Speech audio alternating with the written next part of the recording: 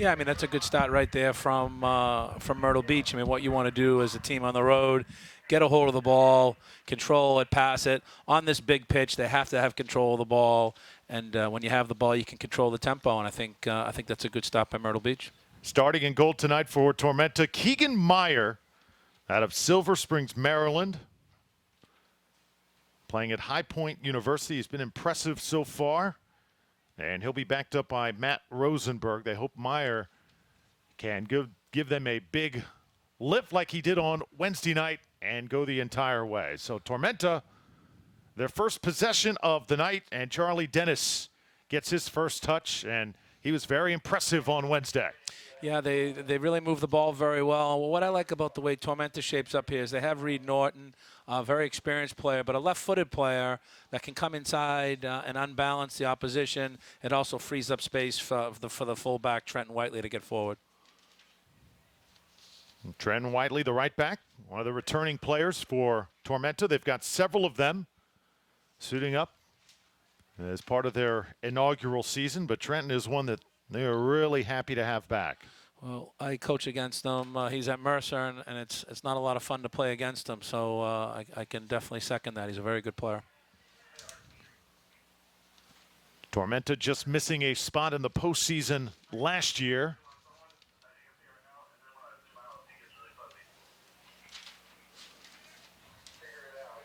Tormenta would hope to make the postseason this year. Probably going to need a bit better of a start. They were playing catch-up for most of the season in 2016 as Reed Norton gets his first shot and sails a little bit to the left, but a nice touch by Reed. Yeah, and again, that's an example of what I'm talking about. He comes inside. He gets in those little gaps in between the back line and the midfielders, and then you're asking questions of the other team, whether a defender should step up or midfielder drop in, and he's going to exploit that space all night. If things look a little bit shaky tonight, keep in mind that both of these teams have been practicing for about a week. Not a lot of time together. So, Coach Murphy, I know you've tried to put together lots of teams in a short period of time. What types of challenges are both of these teams facing tonight? Well, when you have good players, it's less of a challenge. So I think that's what the advantage of these teams have. There's talented kids on the pitch. You can see it. I was watching the warm-up, and obviously my time watching Tormenta on Wednesday. There's talent on the pitch, so that makes that process easier. But it's just like anything. You're trying to get 11 people on the same page, which is very, very difficult. But I think the opening sequences here for both teams bode for a good game. That's very sharp. Ayo Sosu on defense for Tormenta, the left back, most experienced player in Navy Blue tonight, one of the fan favorites. Now here's Pepra along the left side. Jason Romero counted on big time for Myrtle Beach. Now in the box, and it's going to force the goalie to come out. Goal is open, and the shot is taken, and the ball's deflected. And for Tormenta, very lucky it's not 1-0. Well, Toby Urzo there just showed, I mean, for a guy with that kind of size, he can get around the corner very, very quickly. Got by Justin Little quite easily and created a fantastic chance. So Myrtle Beach applying pressure early on. This one inside the 6, and Tormenta able to battle their way out of it. Charlie Dennis has to drop back. Yeah, and again, this is what we talked about in the pregame about the cohesion issues. I thought the goalkeeper came, but he came a little late, and unfortunately got a piece of the ball, but then it sprayed into the middle of the box, and that could have easily been a 1-0 lead for Myrtle Beach. Here come the Mutiny once again, just outside the 18. Another dangerous ball, and this time a whistle on the field, and it'll be logged to Tormenta. So a good sequence, though, by Myrtle Beach. Both teams have been able to orchestrate shots thus far. Yeah, and this is what you want to see if you're a neutral fan. You want to see both teams putting the ball down, trying to pass. It's a beautiful big pitch. There's no reason why they shouldn't. So the fact that Myrtle Beach is creating chances this early as the away team, that's a compliment to them. They've come out very positively. Goal kick for Keegan Meyer. Had a chance to talk to Kyle Russell, the head coach for Myrtle Beach, before the match, and he said that he's almost happy that his team is on the road to start the season. They can get a little bit more focused and band together here early on. Looks like that as Blackman sends it back, and now Jordan Liu will collect for Tormenta. And you just saw right there, Blackman and Lou in the middle of the midfield for Tormenta. They do a lot of hard graft in there, things that usually aren't appreciated by people, but they add balance to the team, and I think that allows the wide players for Tormenta to go up and join the forward players in the attack, so that they're very important to this team.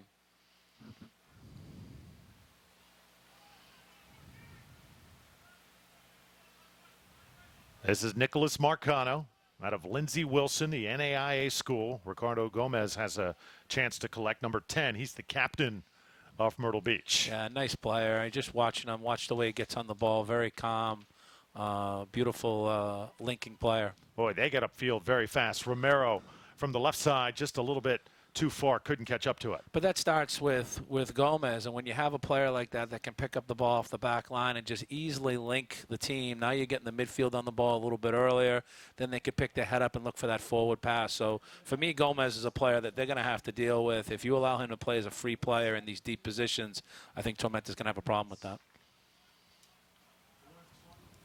So the goalies have had to be active here in the opening minutes, just 7 minutes in. Keegan Meyer sends this one out for Tormenta. Keegan's a good kicker of the ball. I noticed that the other night. He didn't have a lot to do against Charleston, but his kicking is set up plays just like this. Here's Josh Phelps, foot race, and the shot is collected in, and that's a great save by Stuart Ford. And again, it's the little things that matter. So the ball out from the goalkeeper is hit in such a way that Trenton Whiteley could actually do something with it, and that's how they start their attack. So again, that's all these little things add up. John, I have a feeling that tonight we're going to see some goals. Yeah, let's hope so. And again, we want to see attack in soccer, and obviously the home crowd wants to see Tormenta win. But certainly for people watching around the country, you want to watch good football. You want to watch the ball on the ground being passed, and I think you're seeing some glimpses of that early on. PDL season a week old. These two teams so happy to be on the field. Charlie Dennis able to leave it. Nicely done, and another shot for Tormenta. And you saw Charlie Dennis kind of shaking his head. He wanted the ball that time. He was wide open. Yeah, I have to say I'm a Charlie Dennis fan from just watching him the other night. He has size, he has speed, he has technique. He wants the ball in the box. He wants the final touch. Scored the goal the other night. He is a dangerous, dangerous player, and one I think is going to be one of the top players in this region. Both of these teams really going at it here in the first 10 minutes. As Uzo goes down, Toby Uzo, drafted by Orlando City originally.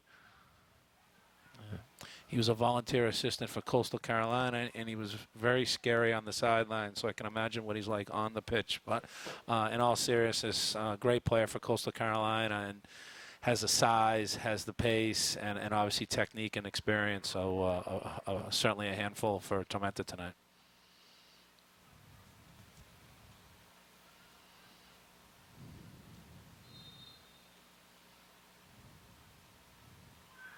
Far post.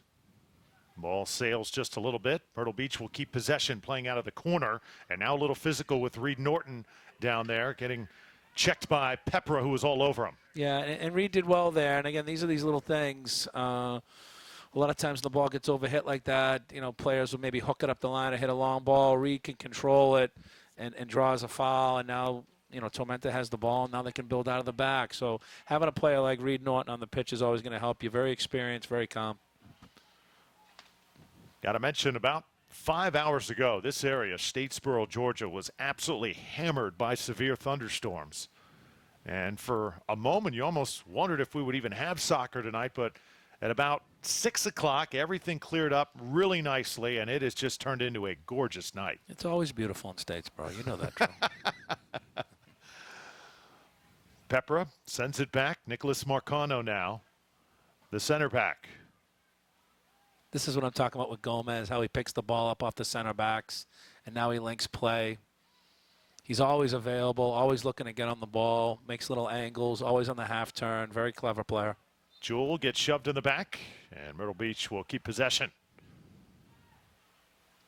And this will suit Myrtle Beach perfectly. They're controlling the ball and forcing Tormenta deeper and deeper.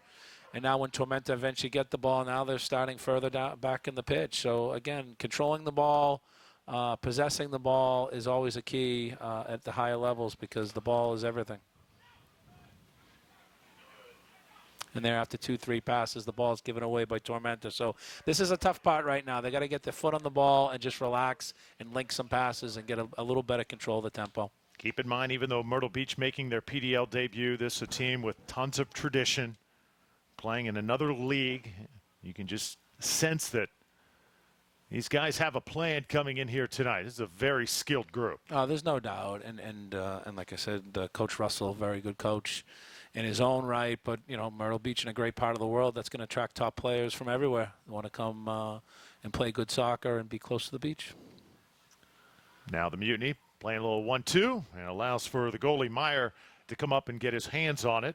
Still 0-0, 12th minute here in Statesboro. Coach, you mentioned Myrtle Beach attracting great players. Coastal Carolina, a new member in the Sun Belt Conference, the conference that you coach in with Georgia Southern. How has that affected league play? Fantastic. We're very pleased to have a program such as Coastal Carolina and a coach like Sean Docking. I mean, a real legend. He's been there for about 20 years, and they've made the NCAA tournament all but 3 or 4 seasons. I mean, magnificent record as a coach, and they've always produced good teams and good players, and it's great for Sun Belt soccer, and it's going to make our conference stronger, and we're very pleased to have them. Chanticleers winning the Sun Belt Championship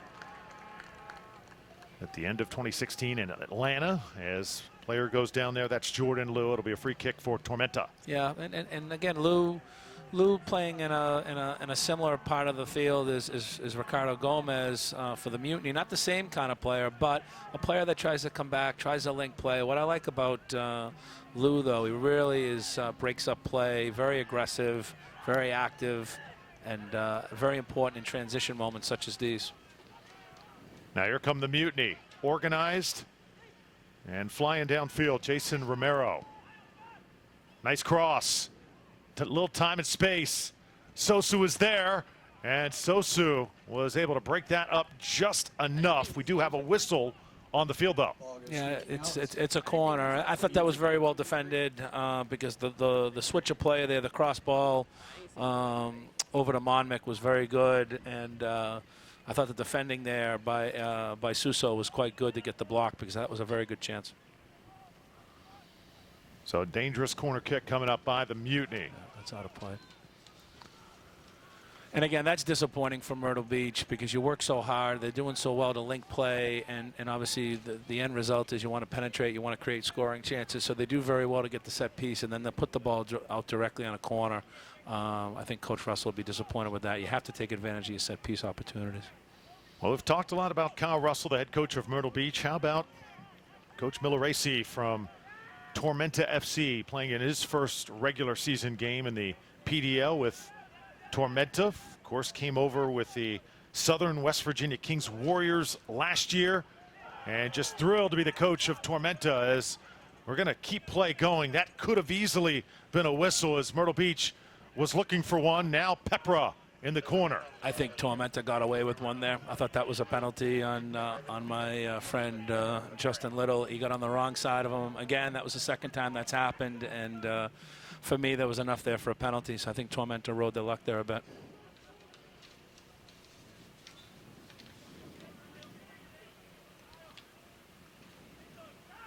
Nice pass, squeezing it through. Jewell with the shot, and it just avoided the goal to the right, and Meyer may have gotten a hand on it. He did. He made a good save, and again, as a former goalkeeper, you want to make that save early. Now he's just made a good, confident save. That should be great for him, and hopefully he can build on from there. But another good look from Myrtle Beach. They're knocking on the door for sure. Great sequence by the Mutiny, continuing to apply pressure in the box again. Tormenta able to escape. Norton sent it back, and the straight-on blast by the Mutiny goes too high. Yeah, that was shot like a center back from Yamamoto there. But you were alluding to Coach Milleracey. I've been very impressed with him. Obviously, he's settled now here in the area. We've spent a lot of time together. But you know, great resume as a player. Played here at Georgia Southern, but coaching as well at UNC Pembroke and King's College, and did very well with that West Virginia team. From what I've heard from people that I respect in the game. So he's got a good mind for the game. I think he's going to be a great addition for Tormenta. Axel Jewell with the shot and an early goal for Myrtle Beach.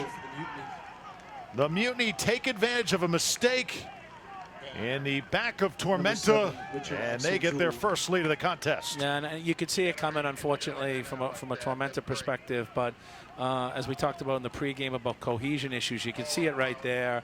Really fragmented shape from Tormenta, losing the ball in transition. The ball was finished off very well by Jewel. That's a great goal, and it's a dream start for Myrtle Beach. You can't ask for a better start on the road.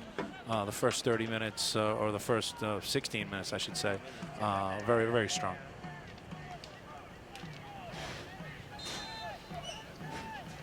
So 1-0 lead for the visitors. Axel Jewel with the first goal of the match in the 16th minute. Yeah, I don't think it changes anything. I think Tormenta certainly wasn't sitting in on purpose. I think they just had less of the ball, but now obviously they're going to have to open up and come on to him a little bit. But the way that the Mutiny is controlling tempo and controlling the ball, that's the key. I think it's defensive pressure from Tormenta needs to improve. They need to rotate their pressure a little bit quicker onto the ball. They're just sitting a little deep right now. Coach Milleracey said earlier today that we cannot afford to be overconfident after what happened on Wednesday night. As Tormenta very impressive against Charleston, but he knew the challenge coming in against Myrtle Beach. We're seeing the talent in red here thus far. Yeah, I mean, every game is different as well, so it was fantastic they played, and obviously you want your teams to play well, and that can build confidence, that can build cohesion. But obviously tonight's a new night, and you know, they're going to have to work through some things. But like I said, this is a very talented Tormenta team, and I feel quite confident they're going to settle in eventually. Yep. Coach Milleracey saying a professional mindset forgets about Wednesday night, realizes the challenge tonight. Oh, absolutely. An amateur mindset maybe takes Myrtle Beach a little lightly. Romero from the left side. Nice cross, but it was just a little bit too tall for Momik. Yeah, and that's happened a few times where the Mutinies work the ball into wide areas, and the ball's being hit. They're actually hitting big crosses and big diagonals to the opposite side, and that's where the space is. And whether it's the fullback being tucked in a little too close to the center, the space is there to be exploited. So they're definitely looking to hit that area.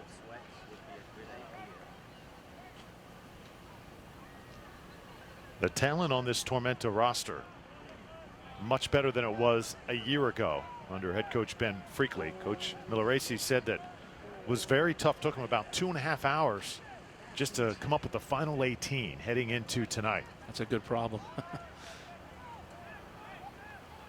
7 returning players from 2016.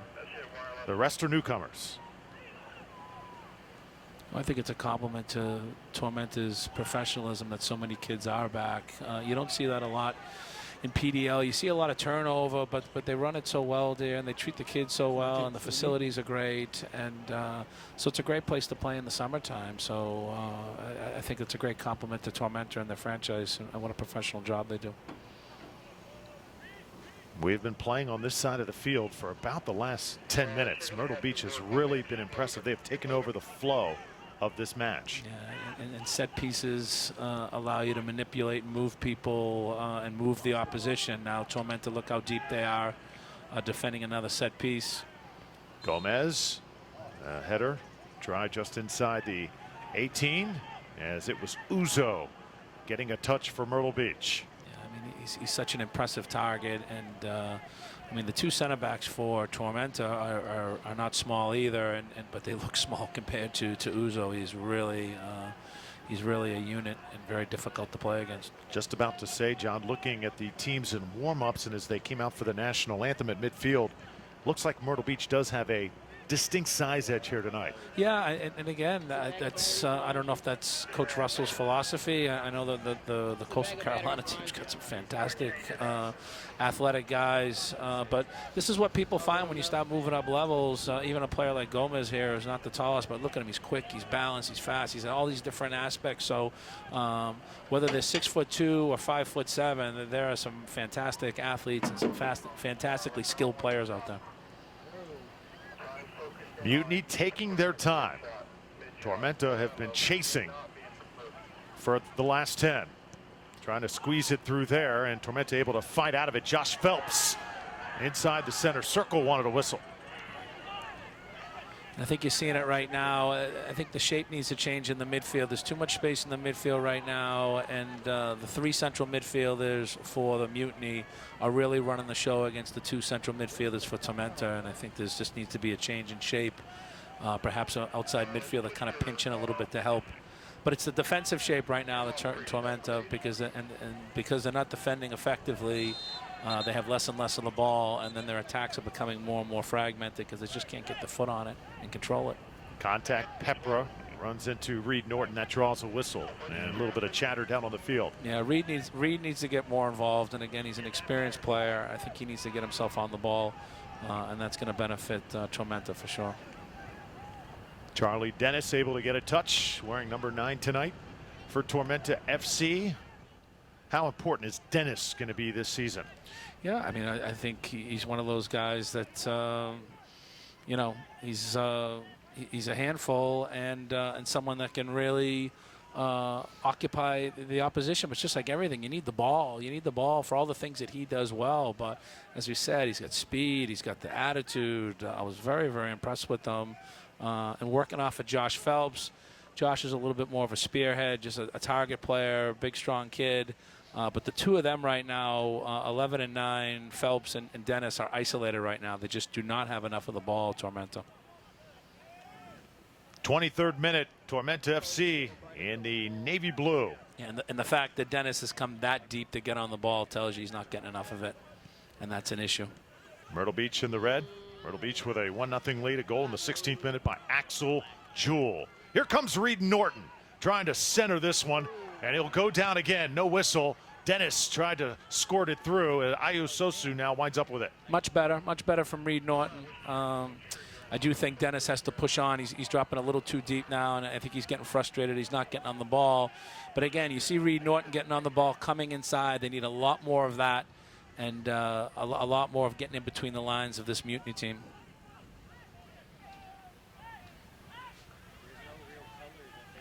It'll be a throw in. Yamamoto will do the honors for Myrtle Beach. Hope you're enjoying this one tonight. The PDL game of the week. Myrtle Beach playing in their very first PDL match. Tormenta in only their 2nd season. They were the PDL franchise of the year for 2016. They really took the league by storm. And you're seeing the issue here between the 8, between Gomez and Sands, the 8 and the 10. They're getting in between the lines now, and they're just dropping, and they're alternating to see who gets on the ball. And that's really where all the attacks are coming from the Mutiny, and they're really building a play very well. I think Tormenta needs to push on a little bit, get matched up with their 2 defensive midfielders, and force their center backs to make the game, because the 8 and the 10 right now are really doing some damage for the Mutiny. Hauser sends it out of bounds. And sometimes it's simple, Coach. If you have possession of the ball, the other team doesn't. It means they can't score. Absolutely. No, and without a doubt, and especially when you play these PDL games, you're going to be playing in the middle of the summer. It's only going to get harder. So your use of the ball becomes so important. You can expend less energy. You build confidence. You're cutting away at the opponent's confidence, and everything comes from good possession when you're playing at a higher level.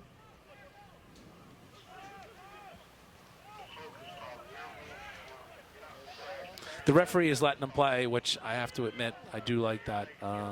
He's not touching he's not calling these little touch fouls, so he's allowing the game to flow for sure. Now here's Dennis. Chance to go north-south. Charlie Dennis, they're so excited about him here in Statesboro. Now, nice touch. As you saw, it was Phelps trying to get inside the defender, and a little bit of touching going on between Mr. Phelps, the brand new player for Tormenta. And I think you can see little glimpses of it. Tormenta's going to be very, very good on the break. That's why conceding that first goal really hurts them, because now that Mutiny have scored the first goal, they can drop back, and you can see the way that Tormenta gets the ball and looks to go to attack quickly. It's obviously much more effective when you're dealing with less players. They have so many people behind the ball now. I think Tormenta just needs to be a little bit more patient, add a pass or two. They have to get their fullbacks forward and get some overloads out wide and be a little bit more patient. Good layoff. Tormenta able to break that one up. Defense tightened up just a little bit here in the past 5 minutes. Now it's Whiteley working on the right side. This is better. Just keep it moving. No. And lost it that time. The flag goes up. Yeah, it's the dilemma of defending so much. When you finally do get the ball, you're just in a different mindset, and it takes you a while to get going again. So this is a little bit better from Tormenta for sure. And it's hard to believe Myrtle Beach with only 3 returnees from the team last year that played in the NPSL. So this basically a new team, but you can tell their head coach Kyle Russell knows how to assemble talent. Yeah, well, that's exactly the key phrase. It's about talent, and that's the best thing about our sport is it's a player's game. And if you get the right players in the right positions, all of a sudden you look like a much better coach. So it's, I think they have a nice group of players here. I like the way they play.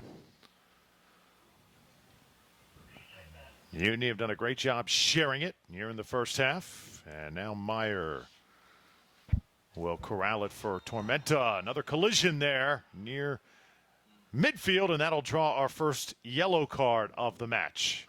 Yeah, and again, I think you've seen that kind of brewing a little bit. There's, as much as I was admiring the referee for letting the game flow, the players start to see that the little touch fouls aren't being called, and then it starts to escalate. So I think this booking will settle things down a little bit.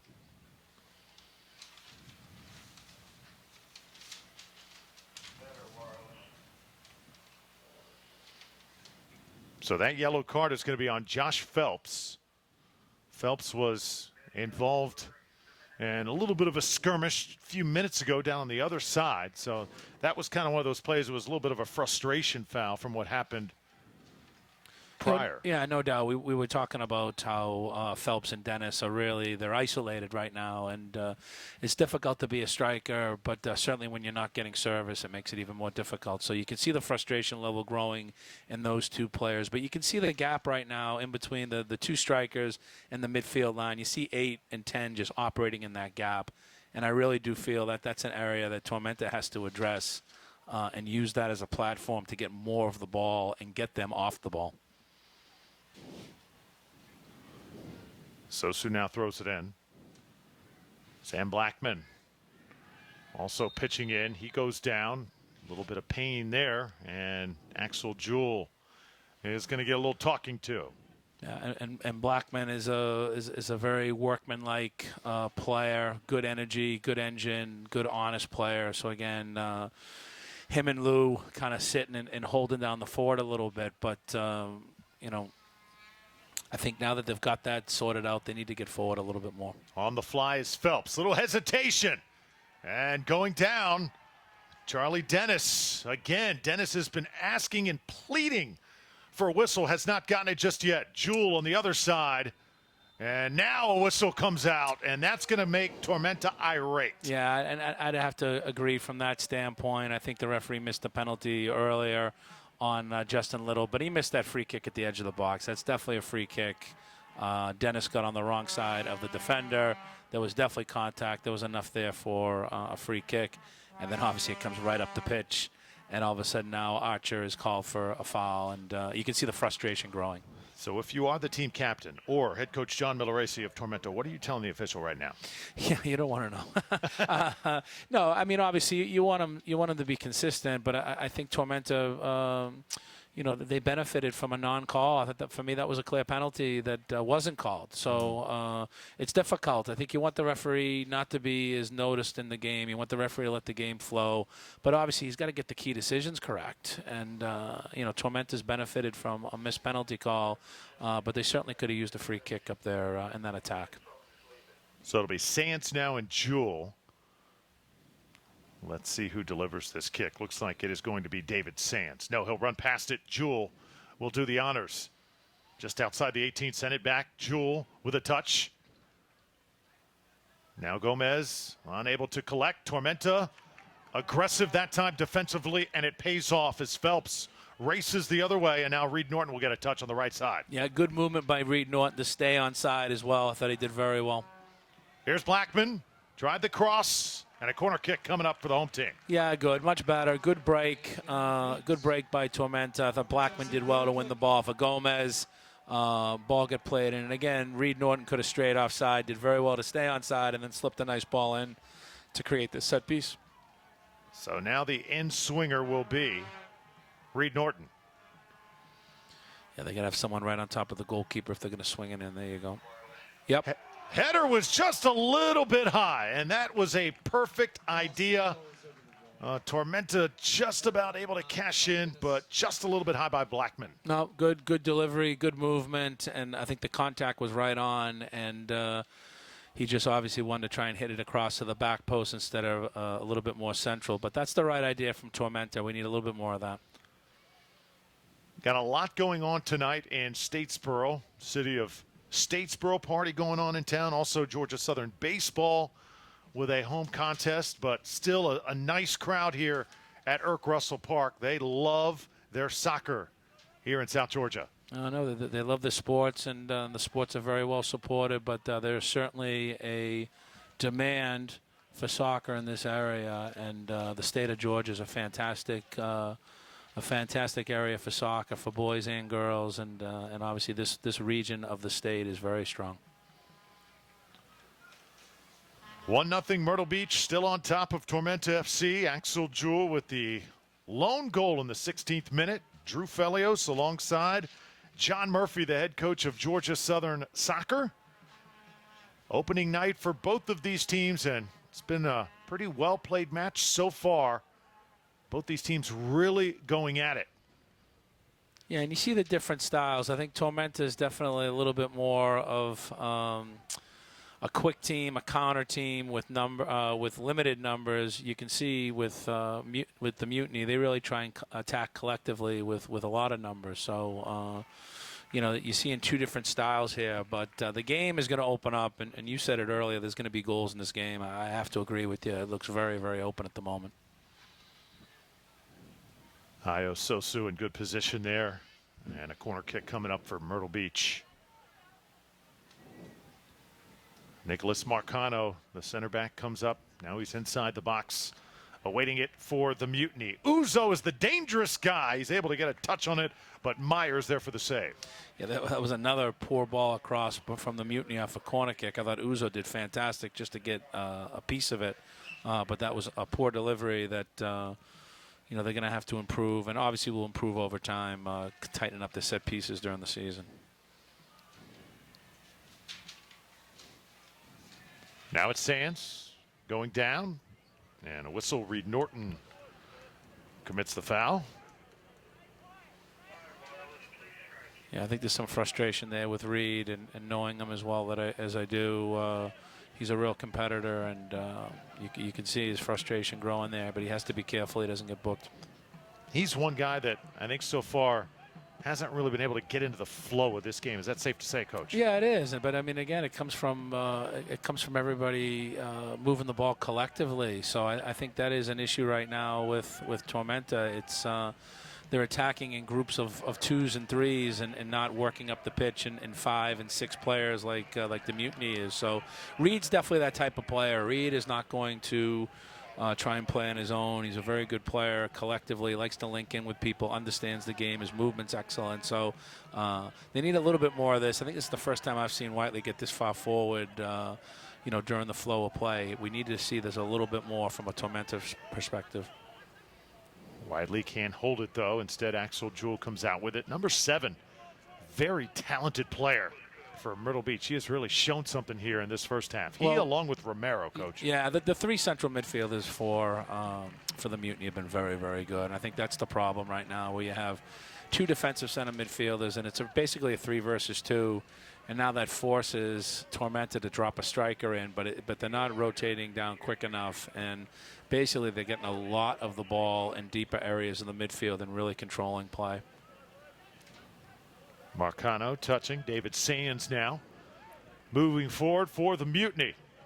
Michael Pepera along the left side. 36th minute. Still 1-0.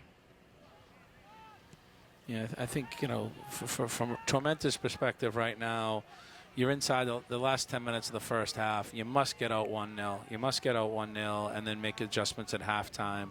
I think a second goal would really put the Mutiny in a very strong position. And what you can say from a Tormenta perspective is we haven't even really started playing, and it's still 1-0. So I think there's positives to be taken from it. But truth being told, the Mutiny right now definitely got control of this game. Now it's Sands working from the midfield spot, and the flag will come up there, and offsides called on Myrtle Beach as Momick got behind. Yeah, but again, he has the space to be able to deliver that ball, and obviously the run and the pass weren't sequenced correctly, and that's why the player was offsides. But there'll be a matter of time before they get that right, so they have to get pressure on the ball in the midfield a little bit quicker.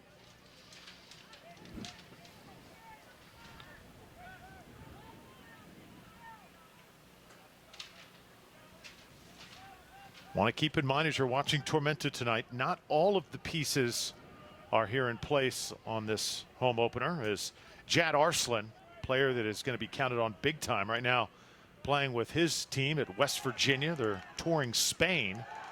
Can't wait to get him back as Phelps works along, and that is a really physical matchup right now as Phelps got isolated once again, and keep in mind he already has a yellow card, so he's got to be careful. Yeah, Phelps showed a great bit of skill on the sideline there. That was fantastic to get around the defender, and then he had a real head of steam. I think I'm thinking the linesman called it back from an earlier play, but I guess they called that a free kick. So, but great bit of play from Phelps, and I mean, he is a handful. He's another one, but again, I think it's just too much of the two strikers being isolated, but unfortunately this sets up a set piece, good opportunity for them maybe to get something.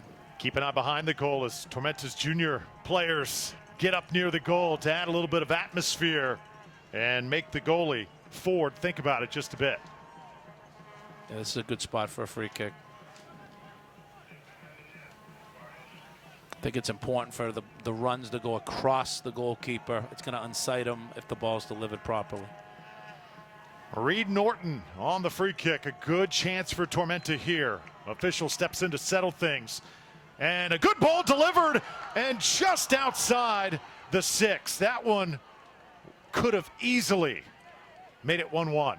No, but that's exactly it. I thought the goalkeeper, Stuart Ford, did very, very well. That's a very awkward ball to deal with, and you have people jumping right on top of you. But great defensive clearance by a Mutiny defender there in that scrum, and they definitely dodged the bullet. Now Norton sends it downfield. Ford will head to the ball and watch it roll out of bounds. Sometimes, Coach, you need that final touch, that guy who can get in there and deliver. Absolutely, and I think, the other thing, I mentioned it earlier, Tormenta needs to add a pass, maybe add a second pass. So instead of trying to get up the field in 3 passes, see if they can get up the field in 5, 6 passes. And it sounds like something that doesn't mean a lot, but it actually does, because the more passes you can add, you start sequencing, you start getting more people involved, and it starts opening up opportunities. To try and get up the pitch in 1, 2 passes is very, very difficult.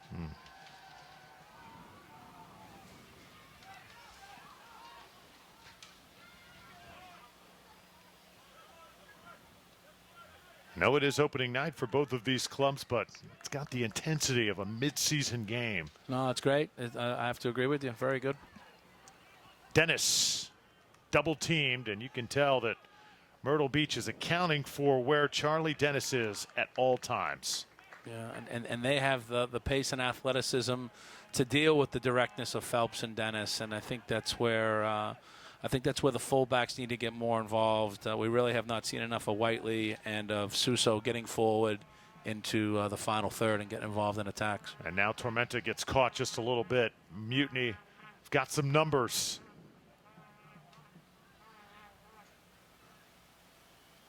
Now from the right side. Here's the cross. One-on-one with the goalie, and somehow Meyer able to keep his footing. That was unconventional goalkeeping there. Boy, he looked so calm, cool, and collected, didn't he? He looked more calm than I would have been about it. But again, I guess it's about keeping the ball to the back of the net. But that was an opportunity there where Suso tried to get forward. The ball got cut out, and then the Mutiny broke very, very well. And that is going to be the danger, certainly in the second half. I think the Mutiny is going to be set up to hit on the break. And that's why I think Tormenta needs to do a better job of moving the ball collectively in the attack. Now Tormenta will possess. And do you think this is maybe something they should have maybe tried to do a little bit earlier? Just possess. Don't necessarily have to move it upfield. Just hold the ball a little bit, Coach. No, absolutely. But that's the human element of our sport. You can't call timeouts. You can't pull people off and make a bunch of subs. And these are things that you have to be able to figure out. And good players figure them out. And as I've said, at this point, it's still 1-0. Here's Io Sosu along the left side, scoring free, looking for his first goal. And a Tormenta uniform through 2 seasons. That's better. That's much better. He's got great energy and very direct player, so you want to see him get forward in the attack. And obviously now he's got to get back. Gomez able to collect and send it upfield. Axel Jewell. But overall, you're seeing Tormenta players a lot more involved, not as passive as they were in the opening 25 minutes. Oh, no, without a doubt. And I think you're starting to see them come to life. The thing that I do like about Tormenta, the 2 center backs, Archer and Little, they both have the pace and the mobility to cover for the fullbacks. And that really has to be a key in the second half, the fullbacks getting forward. Here's Gomez again on the interception. Mutiny have worked a lot of these tonight. Axel Jewell tries to finish that quick counter, and his cross was a little bit too wide. I like Romero. He's missed a couple. Maybe he's not the most dynamic player in regards to vertical leap, but I tell you something, he is always at the back post and he is always lurking. And he's a dangerous player. You can tell he has a good mind for the game. Another ball lost early for Tormenta, and it's another opportunity for the Mutiny. Romero playing against 2, and Whiteley's going to win that battle.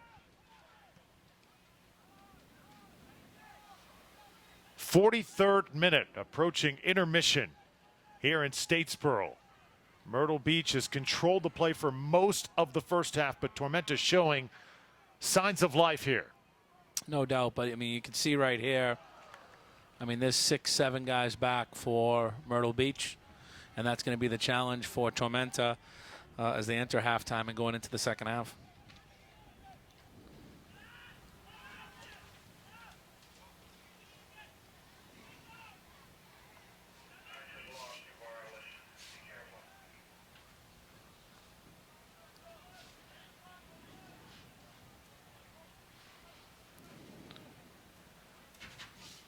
Myrtle Beach will slow things down for just a moment, but Tormenta will not let them control pace this time. Good play by Jordan Liu to come up and take it away. Here's Io Sosu providing speed, but he runs into a wall of Mutiny players, and now Myrtle Beach tries to counter. Sosu does great. His energy is outstanding, but he has to go wider. He's coming inside too early, and that really plays into the hands of the Mutiny there. He's got to work the wide areas. That's how you're going to pull them out.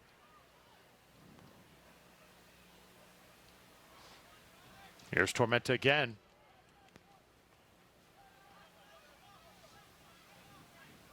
Norton caught up, can't control it. 1 minute left in regulation here. Should have a little bit of extra time before we go to intermission. Jason Romero, one of the stars of the first half. David Sands as well. Yeah, there's several players on this Mutiny team have really made a good account of themselves. So I'm very impressed. Said they were happy to be on the road tonight. Well, I can see where he's coming from. You get the kids on the bus, you get them out, you get them a meal together, and they're on the road, and they kind of galvanize a little bit. Sometimes when you're in your apartment or in your dorm or having a regular day, you can get caught up in some of the distractions of everyday life. So getting on the road sometimes is good for a team. Don't have to worry about getting tickets for family and friends as well. That's true. Hauser. We'll now send it back. And Stuart Ford, the goalie at the University of Kentucky, in the net tonight for Myrtle Beach. Sends it out once again for his team. And now we are in extra time. Yeah, and I think what you're going to see from the Mutiny here is they're just going to really try and see out the half. And from a Tormenta perspective, cannot concede at this point. Cannot.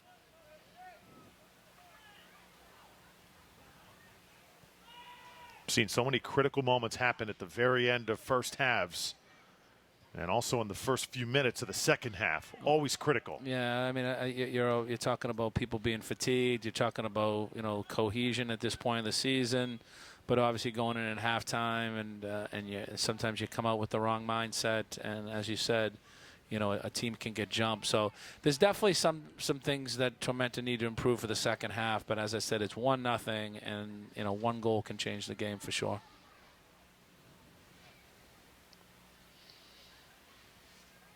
So Tormenta will throw it in on the far side. Ayo Sosu. Sosu wearing the red hair tonight. He was a blonde hair earlier today, and then was able to dye it. I saw him at the pregame meal, and it was a different color. He really has fun. There is not a guy who loves being part of this franchise as much as I am. These are issues that we don't have, whether we color our hair white or red. But, I have to say I was impressed with him the other night at Charleston, and he's an energetic player, and I'm not being funny. I think he'll be better in the second half because you'll have the crowd on his side. He is definitely a guy who likes to play to the crowd, and I think that's fantastic. That means he has confidence in himself. He enjoys playing, and I think you'll see more of him in the second half with the crowd on his side. It sounds like a funny thing, but it's true. Some kids have a personality like that. He seems like that kind of kid. Got USL playing experience. Means so much to this franchise as we've reached the end of the first half. Tormenta FC, they will go to intermission trailing 1-0. Myrtle Beach has played some pretty good soccer thus far. Interesting to see what adjustments both of these teams make in the second half. We've got tons to come at halftime, a special announcement from Tormenta FC. That's coming up when we come back, part of our halftime festivities. We'll take a break here in Statesboro. 1-0 at halftime. Tormenta trails Myrtle Beach. We're back in a moment.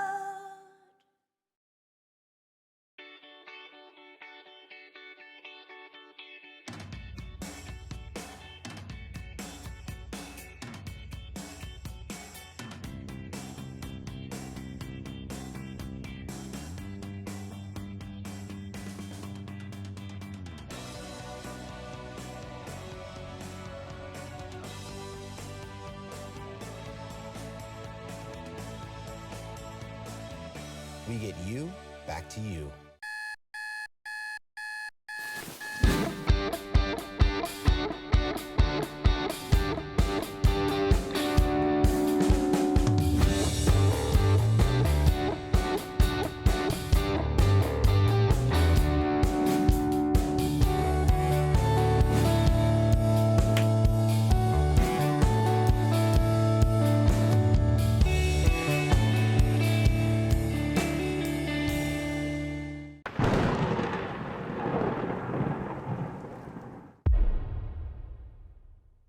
Hey everybody, Mike Anthony, sports editor for the Statesboro here with Darren Van Tassel, team president of Tormenta FC, getting ready for a new season, a very successful inaugural campaign last year, obviously with a new season upcoming, a lot of excitement, but now we're hearing some additional excitement to throw on top of that.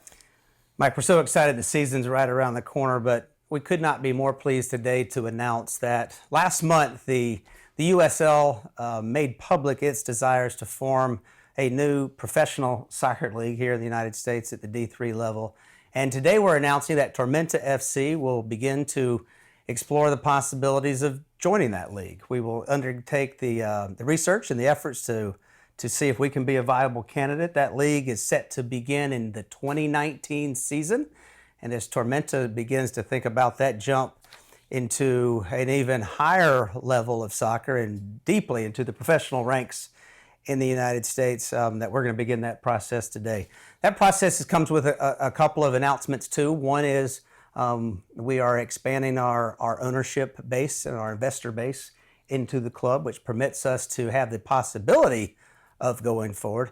And two, in order to join that league, one of the things that we must do is to build a soccer-specific stadium right here in Statesboro. And so we also begin in the research process and exploring the possibilities of building that stadium to be located at the current property where the clubhouse is. It would be an area that would be built where the golf range is currently located. And those processes are underway, and we're formally stating and announcing that action is taking place right now. Well, definitely a way to make a splash, way to get ready for the new season, stirring up the fans, a lot to be excited for. Hopefully down the road, certainly for this season, as the 2017 season kicks off, May 13th, Tormenta with its first home game against a new rival in Myrtle Beach. And for more information on that, you can go to tormentafc.com. You can pick up your tickets. You can also go to the USL site, maybe see where the future home of Tormenta could be. We can't wait, and part of that research is going to just be showing just how many people we can put in the ballpark. And I think our first test comes with the Myrtle Beach Mutiny on the 13th. A great season's in front of us. We got so many exciting things that await us.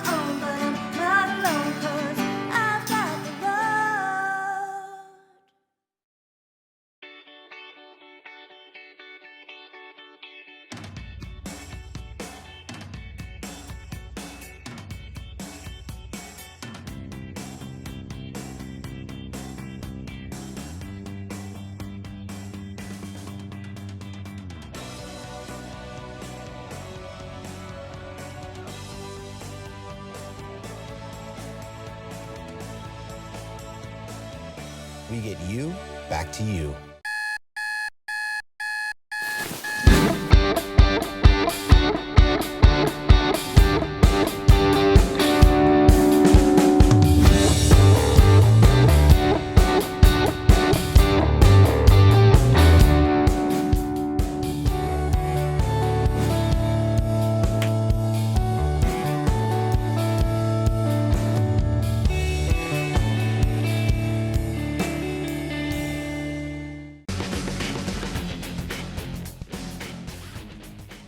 I'm John Murphy. I'm the head men's soccer coach at Georgia Southern. I'm originally from Quincy, Massachusetts.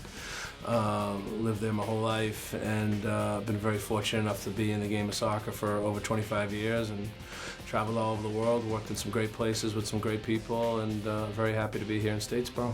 I'm a father of 3 boys. My wife Erin and I have been together for 26 years. We grew up together, as a young couple, and we've traveled all over the country. We've lived in Ohio, Colorado, South Carolina, and obviously Boston, so we've done quite a bit of travel. We've lived in the South before. I was in the Clemson area for 4 years, so we love the South. We love the people and the weather. I'm fortunate enough to have Scottish background through my mother, so I've spent quite a bit of time in Scotland, did some work over there as well. And fortunate to coach this game. I've been all over the world. I've been to Japan, I've been all over South America, Central America. I've worked with some really fantastic special players that played in World Cups and represented their country, and fortunate enough to have some success at the pro level as a coach too. So, I say all these things with a lot of gratitude for people that have helped me along the way. You can never get to these places on your own. So, I have a great partner, my wife, and a great family, and they're almost like military brats now. My kids can handle traveling and going to different places, but we're looking forward to putting our roots down here in Statesboro. It's a place that we feel we're gonna stay and try and build something special over the next couple of years. Boston is built on a swamp, so it can get pretty sticky in the summertime up there. The difference is it lasts for about 2 months, whereas down here you probably get it for 8 months. So the gnats don't bother me. I was here last summer and everybody talked about the gnats, and we have mosquitoes in Massachusetts that are horrible, and I'll take gnats over mosquitoes any day. I prefer the heat. I'm not much for the snow and skiing, so to move down south again and be in such a beautiful place as Statesboro, and my family and I couldn't be happier. The fact that we have a quality PDL program in town, it provides a lot of resources for my program and I. So obviously with our players, we can partner with Tormenta and give them a fantastic training experience during our off season. I think it also keeps soccer in the front of people's minds year round. This is a football school. It's a football town. That will never change. But I do think there's a niche out there for fans and for young people to get excited about soccer, and the fact that we have Tormenta here, such a fantastically run franchise in our town. It's going to keep soccer, again, people are going to be talking about soccer more. They're going to try and come to more of our games because they went to Tormenta games in the summer, and hopefully we can affect Tormenta's fan base as well in a positive way because of the things that both men and women's soccer are doing here at Georgia Southern. We have 2, Nick Wells, who's a rising senior from Atlanta, Georgia, and Justin Little, who's a rising sophomore from the Macon, Georgia area. Obviously 2 Georgia kids, 2 very talented players that certainly made my job easier when I came in last August. Nick was a pretty well-established player on the team before I arrived, a very exciting wide player. Certainly Tormenta fans are going to enjoy watching him play this year. Gets after people one-on-one, great attacking player, but also has a good defensive engine as well. Justin Little came in as a freshman and just went on to play every minute of every game as a freshman, which is really remarkable at this level. So just a good center back, very mobile, quick, good with the ball, great competitor, very calm. So the 2 of them are 2 completely different types of players, but again, I think they're going to make Tormenta a much stronger team going forward, and I think the fans are going to really enjoy watching both of them. I think my role in this community is to work with all different groups.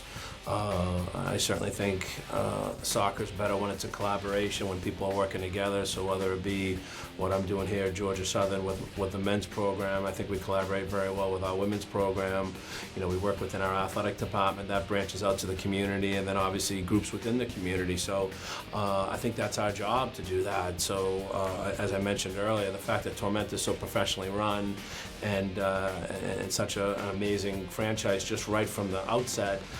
It says a lot about them, and I think we'd be crazy not to align ourselves with them. But I'm a collaborator. I like to work with people. I just feel you can get more done when we all kind of pitch in together. And we've tried to work with Tormenta with different things in the community and try and get out there and promote what they're doing. They're great supporters of us as well. And it's not a competition thing. I think the way Tormenta lines themselves up in the summertime, it bodes very well for what we're trying to do in the fall, and I think vice versa. So I think we're obligated to do that. We're obligated to grow the game at these levels of the sport. So you see Atlanta United, and you see all the success that they're having at the MLS level, just as important as what we're doing down here at the PDL level, because it's growing the game, it's making it stronger, and as I said before, that's not in competition with any other sport, any other organization.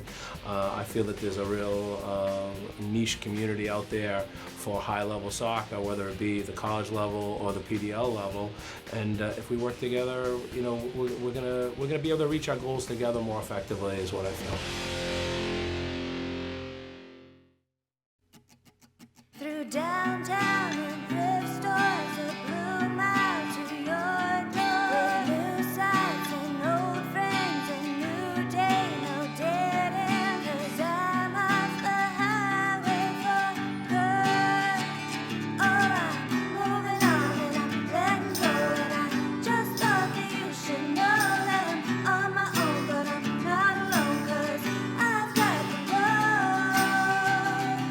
With fast cars and more thrills, for good beer that love fills. With bright lights and warm nights and whatever feels right. 'Cause I'm off the highway for good. Oh, I'm moving on and I'm letting go. And I just thought that you should know that I'm on my own. But I'm not alone, 'cause I've got the road. Felios alongside John Murphy, the head coach at Georgia Southern University. And right now, at halftime, the Tormenta FC trail the Myrtle Beach Mutiny by a score of 1-0. Coach, it's been a fun game to watch so far. What has Myrtle Beach done that Tormenta needs to do more of? Yeah, I think Myrtle Beach made a commitment to keeping the ball and rotating the midfield. And I think those three central midfielders have been very, very impressive, getting on the ball, starting their attacks. The front three are all three of them offer different options in the attack, and they've been very varied in how they've gone at Tormenta, so they're definitely a handful.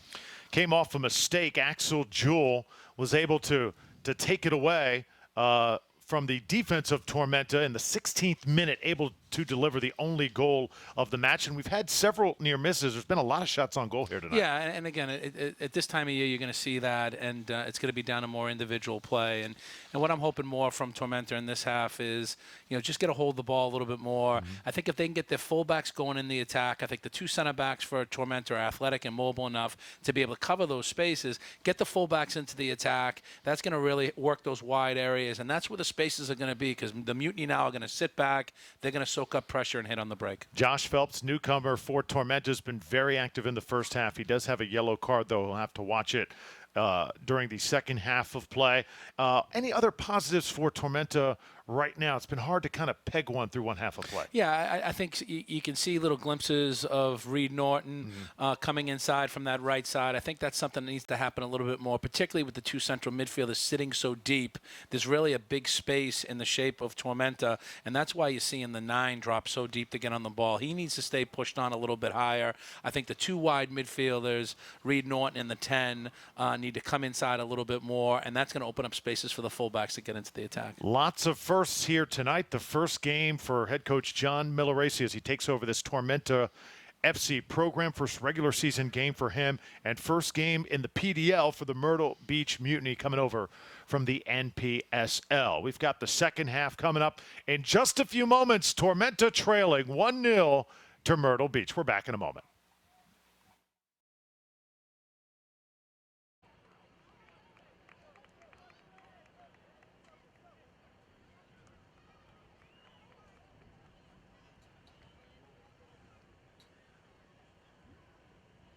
Tormenta fans, let them hear it. Second half's about to begin. Second half about to begin here at Russell Park. Few showers coming down, so it looked like it was going to be a perfect night for soccer, but remember we did have rain here earlier on today. It is not heavy stuff, but some light rain coming down right now, so the players will have to adjust as we begin the second half. Drew Felios with Georgia Southern head coach John Murphy. Coach Murphy, so happy to have you along here tonight for the ride. Great to have your expertise as we're watching just a great match unfold here in the openers for both Tormenta and Myrtle Beach. Yeah, and I actually, as a soccer person, I like the rain. It's not baseball, so certainly rain like this is going to speed the pitch up. It's going to make the ball move quickly, and particularly for Tormenta, being down a goal, if they begin to press and pressure, that might create mistakes in the back from the Mutiny. So I think that the fast pitch is going to help, certainly from a Tormenta perspective if they're looking to push the game. As we begin the second half, I want to tell all Tormenta fans, make sure and go to your Facebook page for Tormenta, your Tormenta Facebook page, after the conclusion of tonight's match. We'll have a special post-game show, a Powerade player of the match announced during that post-game segment. Coach, you're going to follow us down there. We're going to have a great time. Also going to talk to Coach Milleracey, and we're going to pick our Powerade player of the match for Tormenta FC. That's on the Facebook page for Tormenta immediately following the match. Look forward to it. Tormenta FC trying to establish some tempo here in the opening minutes of the second half. Yeah, we talked about it in the first half where sometimes you can come out with the wrong mentality or come out a little flat. And it's going to be interesting here these first 5-10 minutes to see if things loosen up for Tormenta or if the Mutiny can put a further grip on this game. Now Tormenta attacking from the right side. Led a little bit too far was Reed Norton. And that's the example I'm talking about there. So Dennis does very well to drop in and get on the ball. He needs to switch that ball out, get it out to the other side. That encourages movement. That encourages the fullbacks to join in. I think he was he was hasty to try and play the ball down the same side it came from. Stuart Ford's been outstanding tonight in goal for Myrtle Beach. Tormenta had really two golden opportunities in that first half to register goals, and Ford was in perfect position both times. Yeah, and I think there was that awkward one on the set piece that he did very, very well. But you're going to see more of that in the second half with the wet pitch. You're going to see a ball that's going to skip. That's why set pieces are going to become very, very important here in the second half. Here's Reed Norton leaving it this time for Charlie Dennis. Dennis a little frustrated in the first half, trying to turn things around here. Tormenta a little bit more patient than they were in the first half. And, Coach, you called for more passes from the home team. It looks like they're trying to establish that here in the first few minutes. Absolutely, and I keep harping on this, but I think that Dennis is dropping in a little deep. Even that right there in the switch of play, he was trying to do the right thing, but it got cut out. I want Dennis further up the pitch. I want him closer to Phelps. The two of them are a real handful together, and leave those spaces open. Particularly for the central midfielders, for Reed Norton to come inside. Jamie Merriam's a name that we haven't really mentioned too much. Well, now there's a switch. Now there's a change. They have number 3 out there now. But the wide midfielders getting inside to assist. That's Yamamoto, number 3, for the Mutiny. Goal kick, Tormenta FC. Yeah, and there's Mickey Rowe now from Young Harris is playing left midfield. Watched him train the other day. Very tidy player, quick. Good left foot on him, and a good natural winger. Hopefully will provide some width for Tormenta in the attack. Charlie Dennis. This is better. Mike Rowe. Rowe with his first touch of the night. Ayo Sosu. This is the guy that Tormenta wants in situations like this. Vignoles also has just checked in for the home team. But you see the difference now. Now they've worked the ball across the pitch. Now they're getting more of the ball, and now they can start being a little bit more patient. Much better. Tormenta doing a good job spreading things out, and they're controlling it. Can they get a shot on goal? The header is saved. Great job by Ford diving to his right. That's the best bit of play from Tormenta. Yes, that's a great way to start the second half. Fantastic 10-12 pass sequence there, ending up with a good header on goal. Well, in the Myrtle Beach defense that time, everybody was marked, but Tormenta just found a way. But I think what ends up happening, whatever a team's strength is also can become a weakness. So the Mutiny are a possession-based team, but that hides a lot of deficiencies within their team. So now you have to make a team like that. You have to make them defend. You have to force them to come back. You have to force Gomez, who likes to play as a free player, make him track, make him run back. And I think that's really where Tormenta can get after the Mutiny. Archer gets it ahead. Now working in the center circle. Flag will go up this time as bodies colliding again. And some words. Official steps right in there. We've seen these two guys, Marcano and Phelps, go at it for a lot of the night.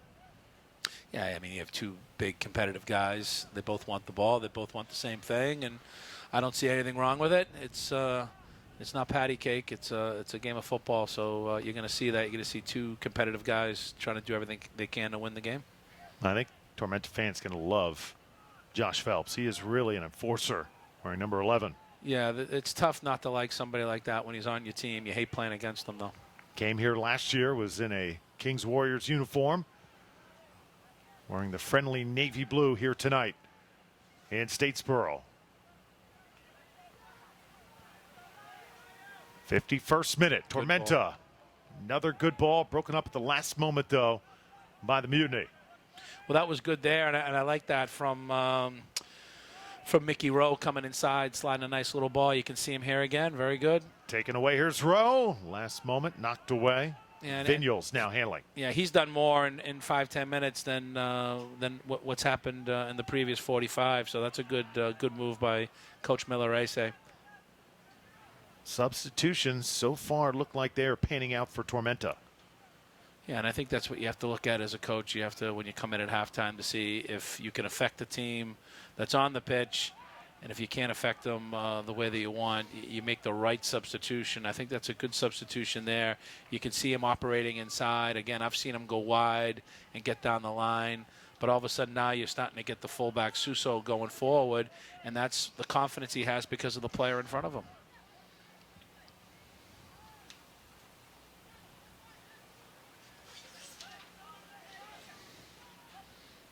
Yamamoto for Myrtle Beach. Myrtle Beach came into tonight. They said they were happy to play a road game, also just thrilled to play somebody else other than themselves. Been a very intense week of practice for them. Players jockeying for position, and same can be said for Tormenta FC.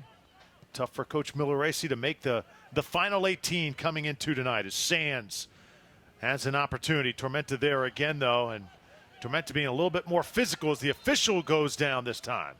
Yeah, I think the official tripped on that blade of grass there. So.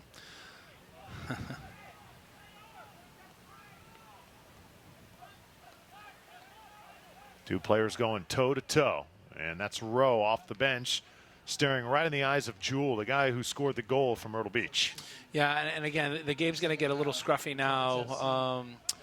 I think it's going to continue in the second half. You alluded to the conflict between the two players earlier. I think you're going to see a very chippy, combative, last 45 minutes here.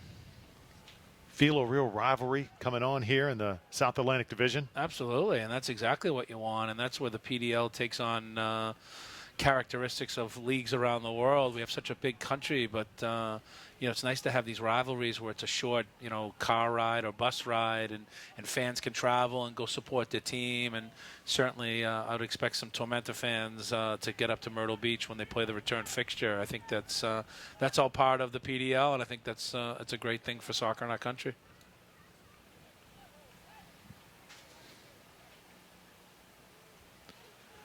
This is the first of two contests against Myrtle Beach, as Tormenta will have to head up to Myrtle Beach. That game on June 15th. As the Mutiny trying to square one up. The shot taken. Well, once again, there's Keegan Meyer. Yep, good body shape and made it look easy, as you would expect any good goalkeeper to do. But again, that ball skipping, it's going to have a lot of movement on it, a lot of action, and the goalkeepers have to be safe in their handling. There's Momick trying to catch up to it. Tormenta just quicker to the ball right now. Leland Archer outrunning everybody. Yeah, I mean, I'm very impressed with him. Fantastic range and mobility for such a big player, but I think between him and Little, they cover a lot of ground, and I think that's hopefully will free up the fullbacks. Coach, he is impressive. Number 20 with it right now, Leland Archer out of the College of Charleston, a guy who just has unlimitless potential. Yeah, I mean, you can see it, and you know, the Charleston program have always had fantastic Trinidadian players over the years, and that comes from their coach all the way back from his Erskine days. So, you know, they have great connections down there, and he's another fantastic player for Coach Lundy.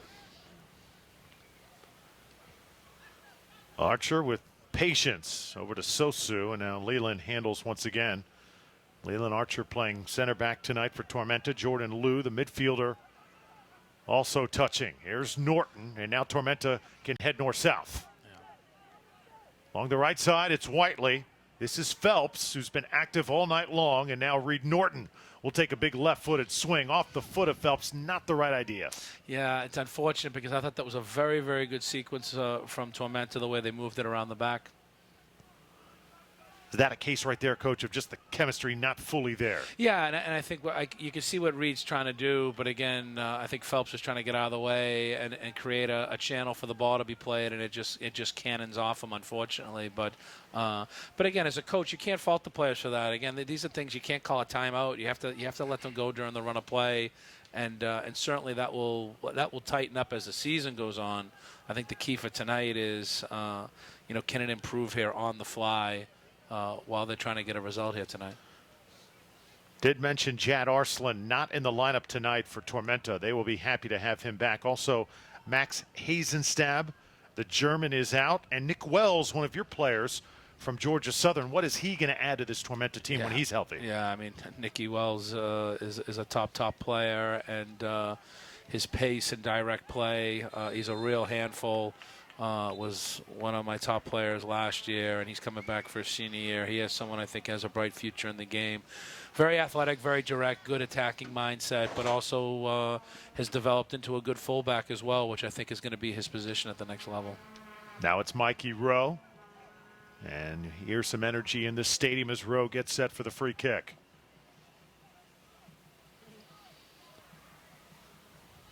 Mutiny getting in position. And the jockeying going on right now, right outside the 6. Need the same kind of delivery as they had in the first half. Ball a little bit high, went far post with it, just too much on it. Yeah, and again, with all due respect to Stuart Ford, who's handled himself well, I would not call him a big goalkeeper. So that's the kind of goalkeeper. The ball has to be put with pace, right on top of him, similar to the ball that Norton put in the first half. And really, with this wet surface, you got to almost kind of spike it into the ground with a low cross, and then the ball skip. It could hit a player, it could hit a teammate. But you put the ball up in the air like that, it's really a nothing ball.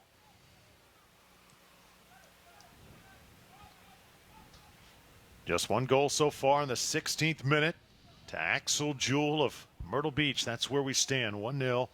Tormenta trying to come back here at home. No, I think Tormenta's come out much brighter in the second half. It's much better from them. And I think that bodes well for an exciting second half. Wiley tracks it down for Tormenta. Now Meyer sends it out of there. And Reed Norton collecting for Tormenta. Switch it. Tormenta, another good sequence here. Time and space, numbers. But losing it is Vigneault. Just held on to it a bit too long. Yeah, it's a shame because really Suso was bombing through. That would have been a great time just to keep it going, one more pass, just to get that extra pass, and I think would have made all the difference. Vigneault will work again, tries the cross.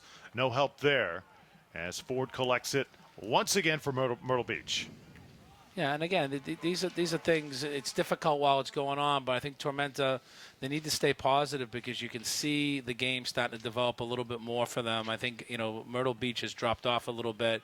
Gomez and Sands really are not getting involved in the same way they did in the first half, and it's making all the difference right now.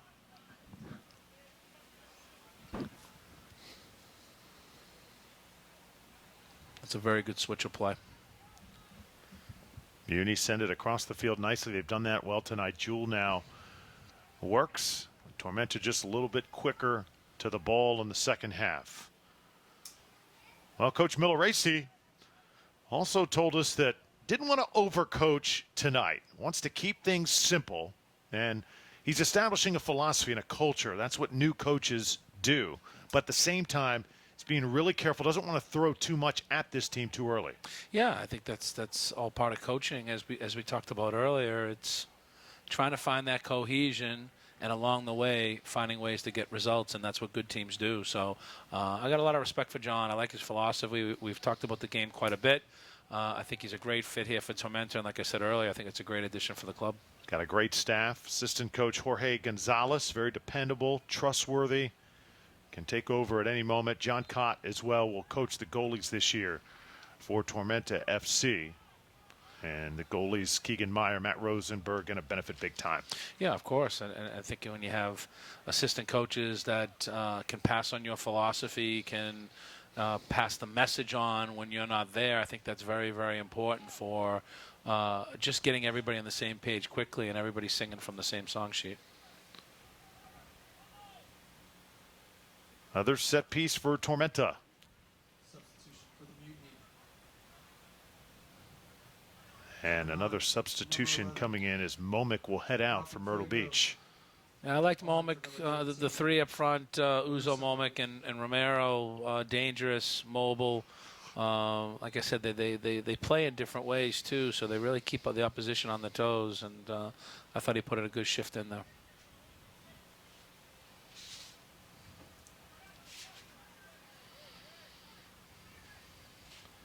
So coming in for Momick was Malcolm Frago. Frago wears number 11 for the Mutiny. Vinyals using his body, keeping it alive for Tormenta. Jordan Liu from the straightaway. Nice pass across the field. Much better. Reed Norton, so dangerous with it. Able to get a nice blast off, but just sails a little bit on him. Yeah, and again, I like the effort he had better in the first half, and I keep on it with this wet surface. That ball, he comes inside.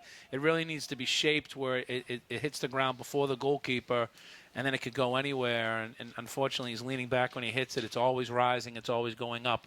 But again, good signs. You can see Tormenta starting to come to life a bit.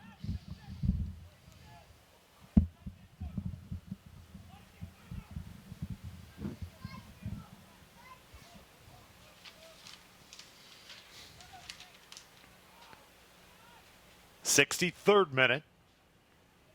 And still a 1-0 contest. Josh Phelps, so active for Tormenta. Look at him battle. Love his effort here and his first regular season game for Tormenta. Another tie up there, and this will draw a whistle. Yeah, I think what you're going to see, certainly for the remainder of the game, you're going to see Tormenta loosen up. They're going to have to go and press. They're going to have to go and get a little higher up the pitch. And, again, with the wet surface, there may be a slip. There may be a mistake. But sometimes, you have to manufacture a goal rather than, want everything to be free-flowing and beautiful. As well as Myrtle Beach has played, they scored their goal off a mistake, and that's what happens. You usually get those goals off the foundation of good play.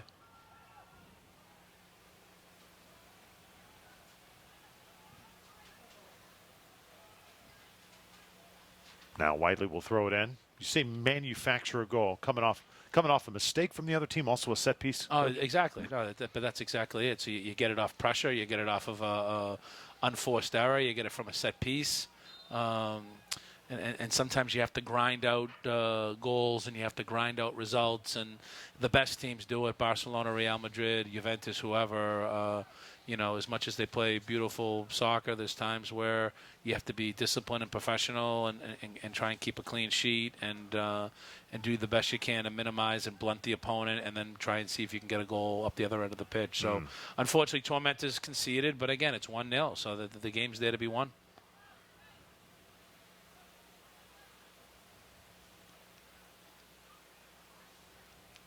Dennis sends it back. Now Myrtle Beach comes up to apply some pressure. Vinyals has had a lot of chances to handle it here in the second half. Norton racing ahead. That pass just too strong for him. But that's an example of what I was talking about. So you have Charlie Dennis dropping deep to get on the ball. So he gets the ball so deep, plays it back to Justin Little. Now the ball gets played forward up to Phelps, and there isn't a second player up there. Now it's Reed Norton that has to go up and join. And I think that's, for me, I'd like to see Dennis further up the pitch. He must get higher and closer to the goal. Another tie-up. Man, this is going to draw a flag. Yeah, that's a poor foul at this point. I don't know if that ball was going to run out of play, but it's almost as if you let him off the hook there by fouling him. I think if you keep your discipline and force him to take a touch, then he might make a mistake. He might put it out for a corner or a throw-in, but to let him off the hook there, that's a lack of discipline by Dennis. Crowd still waiting for the first goal of 2017 for Tormenta FC. It took a while last season to score that first goal at home. Don't think it's going to take quite as long this year.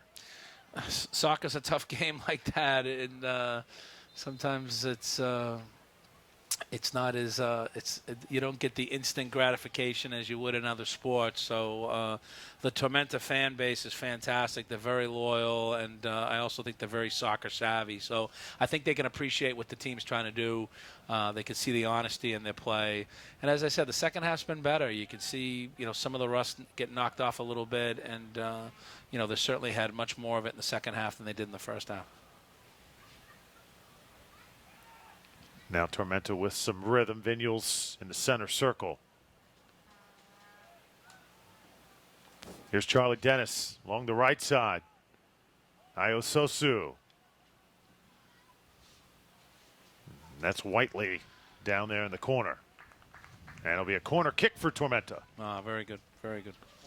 You didn't like the way that started, though. Looked a little bunched up at first, didn't it was bunched up. And again, I think that you're starting to see, with all due respect to the Mutiny, I really like them very much, but they're definitely a ball-using team. I wouldn't say they're a dynamic defensive team. So the more Tormenta can work the ball, I think the more chances they're going to create. Reed Norton. Good ball here in the box, and just nobody there to strike it for Tormenta FC. You cannot ask for a better delivered ball than that. That is right where you want it. That is right at the top of the six. And, again, we talk about cohesion and balance. Those are things sometimes that need to get worked out in games, but someone must be running through at the back post. Someone must be running through that center channel, and at least two players should have been there. There wasn't anybody for Tormenta, and that's a good chance gone by the wayside. That one of those moments where you can look at the film and really make an adjustment heading into that next match. Well, it's, like I say all the time, it's easy from the sidelines. Iososu goes down. And it looks like Uzo was right there on top of him. Yeah, just, again, two players competing, trying to win the ball. A big guy and a little guy. Io's giving up a little bit of size there, Coach. Just a little bit. But he's a fighter, though, Suso. I like his energy. I like his attitude. He's definitely a fighter.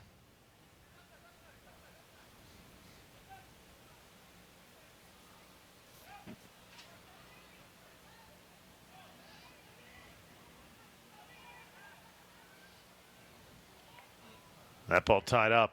Not sure what Tormenta was trying to do on that sequence. It frees up Jewell. Axel Jewell tried to cross it in, and Tormenta avoids big-time danger. That was a big-time mistake there that would have led to a goal. They were very lucky. Now shot straight on, sails high, as Myrtle Beach nearly made it 2-0. Tormenta lucky to escape with not conceding again. Yeah, and I think you see Gomez there really frustrated with himself. I mean, that's a shot that must be on target. At least force the goalkeeper into a save. It could hit somebody's leg. It could deflect. These shots where you're leaning back, you have no chance of keeping them on target. The ball's just going to go over the crossbar. Coming on, number 5, Tony Soler. Number 14, Jordan Lee.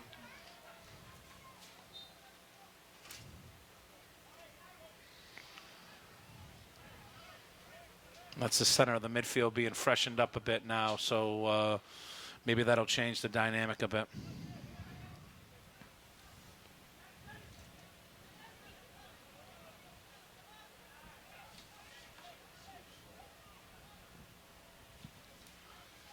Good switch of play.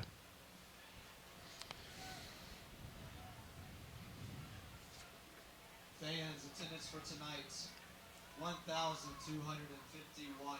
1,251. Attendance figure just announced. Over 1,200 tonight here at Irk Russell Park to watch Tormenta FC's regular season opener. One of the highest drawing franchises in the league, showing why that they are the franchise of the year. Yeah, and again, I've lived here for about 10 months, and I'm not surprised anymore. It's a fantastic community, and with Savannah being so close, and even Charleston and Jacksonville, it's just a great part of the country for sports and for soccer, the people that love the game, and a great crowd here tonight. Myrtle Beach attacking once more. And some numbers. Jewell able to switch field. Freed up is Frago. He's got the angle and had his teammate right there. Uzo was in perfect position. If he touches that coach, it's a goal. Yeah, and I mean, that was a very good play there, and that's where the extra pass makes a difference. So instead of shaping up at the top of the box, Jewell just gets the ball wide out to 11, and again, nice build up, and as you said, the right touch, it's in the back of the net.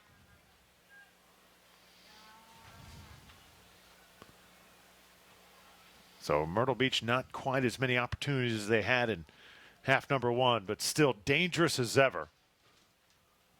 Oh, no question. You're starting to see a change now in the way that they're playing. Now they're playing with a pivot. They brought in 5 off the bench. Now they're pivoting the central midfielder in between the 2 center backs. I think the fullbacks now must get forward. I think that they're a little too deep right now, and it's kind of clogging up the build-up. Corner kick coming up. It'll be Reed Norton once again. Yeah, and again, Reed's put in some fantastic balls. They certainly need the movement in the box now. Reed Norton wants a draft pick. Played at Georgia Southern and NC State. Puts this one in a good spot, Yep. and it's a goal!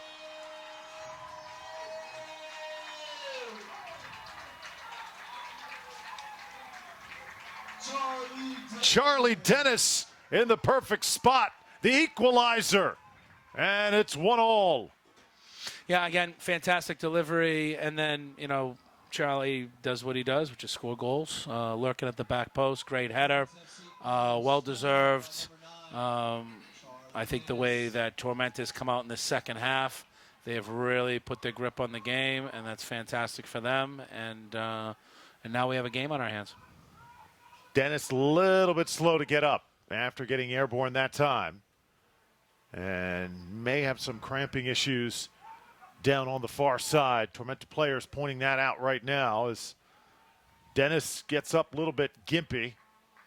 He has had quite a night. Frustrated in the first half as he was tasting the turf often. Not really able to play his game, but so far, I know this is the first regular season game, but he did score Wednesday night. That's the second goal of the season, and he scored against the Battery as well. Yeah, he's the kind of player that every coach wants. I mean, he's got the obvious physical tools, and he has a little technical ability as well. But the thing I like about him, he's a fighter, and he's a warrior, and you saw it that was just sheer will to get on the end of it, and good for Tormenta because the ball that Reed Norton put in previously was an even better ball than that. And they really didn't take advantage. So this is how you manufacture goals. Now they get their confidence. Now they get a foothold back in the game. Hopefully things will loosen up a little bit, and they can really get going during the run of play. Just sense, too, this final 17, 18 minutes, it is going to be a battle. Yeah, it's been a great game. I mean, I enjoy the tempo of it. And like I said, there's a little bit of a rivalry. You could feel it, and that's what we want. We don't want to see sanitized games where nobody cares. You want to see games where there's a rivalry, there's passionate fans, and both sets of players really want to win. That's what people want to see.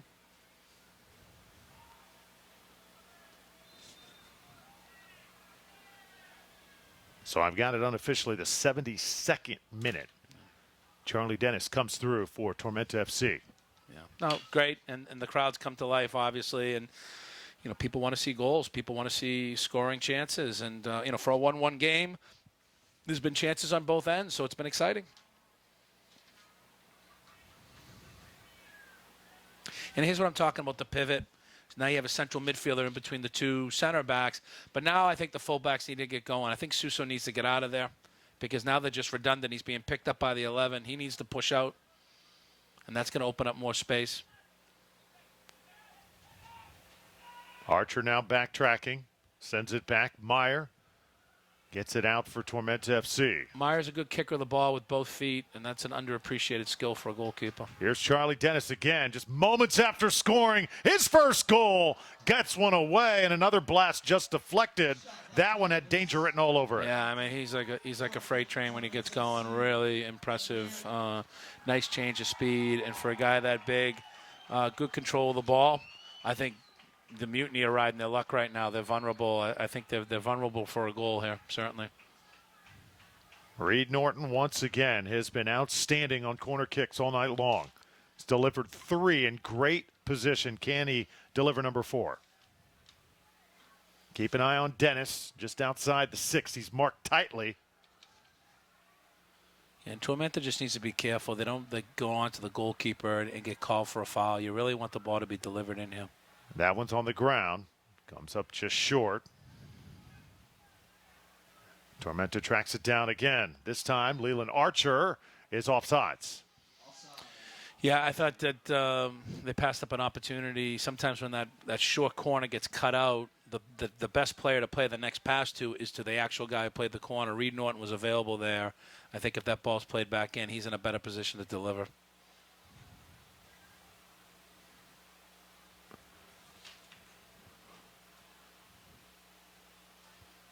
Well, if this match tonight has told us anything, this matchup in the South Atlantic Division is going to be fun to watch. Tormenta and Myrtle Beach. Again, they'll meet one more time in mid-June. Yeah, no, that's great. I'm impressed with both teams, and the energy has been fantastic. Here come the Mutiny, shaking free and shooting high is Toby Uzo.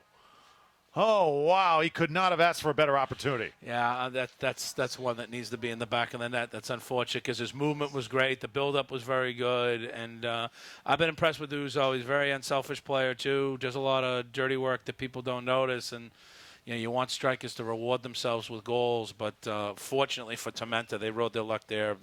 That would be one he would want back, Toby Uzo, certainly.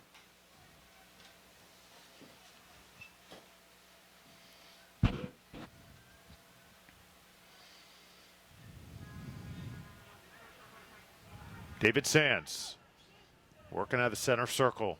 Now goes downfield. Frago will try and catch up to it. Ayo Sosu marking him closely. Sosu is like a pest, and he has got tremendous skill. Yeah, that's a good matchup there between the 11 and Suso. So they're both matched up with a similar skill set. So it's fun watching them go at each other.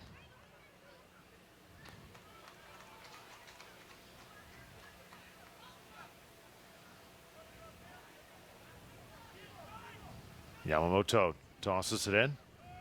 Reed Norton and Tormenta now with it once again. Got about 12 minutes to play in regulation here in Statesboro. 1-1 match, Tormenta and Myrtle Beach. Nice touch. Reed Norton had a good idea, but it was Rowe who I don't think was expecting it that time. Yeah, I mean, the good thing, again, for the neutral is you see both teams here. I don't think either team's going to settle for a draw. I think that both teams are pushing. They're trying to see if they can get the second goal because I think they can see what we're seeing here. That the goal is there. There's definitely a second goal in this game for somebody, and it's going to be for the team that's brave enough to go and try and get it. Here's Vinyals, effective, coming off the bench tonight. Nice 1-2, gets it back. Now it's Whiteley. And Whiteley finding a crease. Norton waiting for it just outside the 18. Not going to see it. Tormenta, though, good ball up in the air. Shot taken, deflected, and just to the right. Corner kick coming up. Reed Norton able to get a good foot on it. Yeah, if Tormenta wins this game tonight, Coach Millerese has to receive a lot of credit for the substitutions he's made at halftime. I think the central midfielders have been very, very good. The 5 and the 8 have made a big difference. The 3 out wide. Those are good moves by Coach Millerese. You can see the difference in the second half. Now the corner kick. Tormenta will work this one on the ground. A little bunched up that time in the formation. And that's another decent ball, especially on a night like tonight. You just need someone running across the face of goal and get a contact on it. But that was a nice delivery. He's been good, Evan Sliznick from Radford. I'm butchering his Irish name, but you were the one to say it first. I left that one to you. I know, but he's done well. As I said, he's been pivoting deep, and you can see him. He's technical, he's confident, and he's added a lot here in the second half. Oh, upended that time. Reed Norton on the collision. And we got a player down for Myrtle Beach. That was a meaty challenge. I think the referee gave Reed a break on that one. I think that had a yellow card written all over it. That was a meaty one. But again, I mean, both teams are leaving it on the field, which is what you want, and people watching around the country will be pleased to see both teams really going at it hammer and tong here. That's exactly what you want. I think both of these teams will be vying for a postseason for sure. Yeah, but that's why these results are important. Every game matters. Now Myrtle Beach. And there's Pepra.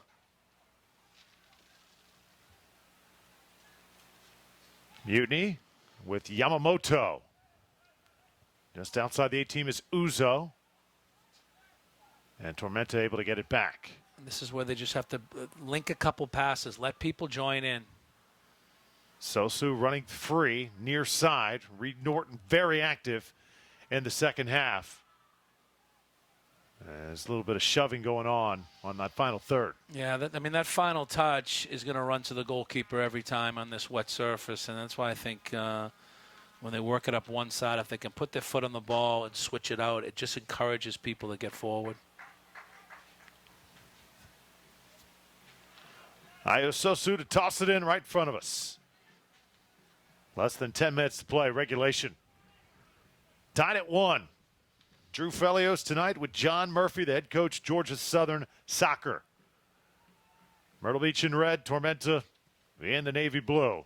Myrtle Beach's goal in the first half, 16th minute by Axel Jewell. Tormenta with the answer in the 72nd by Charlie Dennis, the newcomer. And this is what we want. You want Whiteley getting forward more. It definitely adds so much more to the attack when the fullbacks for Tormenta are getting around the wide midfielder. It makes a big, big difference. Myrtle Beach able to get possession back. Yamamoto working.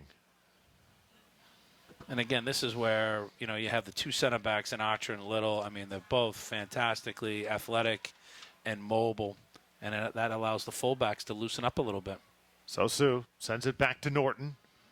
Sosu, again, inside the 8 team now, backs it out. Vignoles. This ball takes a bounce, comes out of the goalie's arms. No one there for the rebound as Stuart Ford juggled it just a bit. Yeah, and again, that's what you're going to get, especially late in the game when the nerves start to tighten up a little bit. So, what I'd like to see, instead of that ball being pulled back, from Suso in a deeper area, see if he can cross from the end line, and pull the ball back. And I think that's going to create more opportunities. Well, Myrtle Beach coach Kyle Russell said, we're going to learn a lot about my team tonight. I think he's learning a lot about them right now, how they respond in this situation. They led for most of the night, but Tormenta has struck, and now time winding down on the road. Yeah, and again, this is where number 5, Evan, he's done really, really well. They're nice and calm on the ball, and that's just a giveaway. Unfortunate.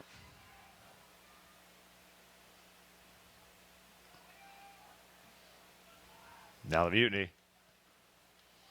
with it again. Jewell, tough to deal with all night long. Ball in the box, and here's Frago. Sends it back out. Benjamin Strong in the game for Myrtle Beach, number 25. Yeah, good defending from Suso as well. And I said it, and probably some people thought I was joking, but I think he's the kind of kid that feeds off of a crowd. And I think now that he's on the main stand side, you've seen a much better performance from Suso in the second half.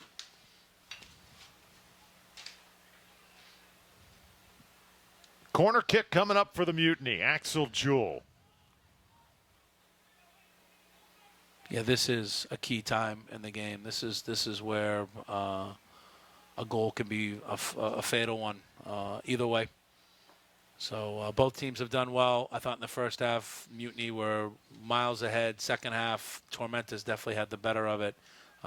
So on the overall scheme of things, it's a very balanced game at the moment.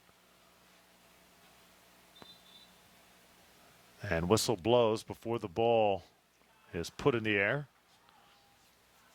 And let's see what the call is here. I believe we're going to do this one more time. Yeah, I think sometimes the referee sees something right before the ball gets played. He just wants to calm everybody down at this point.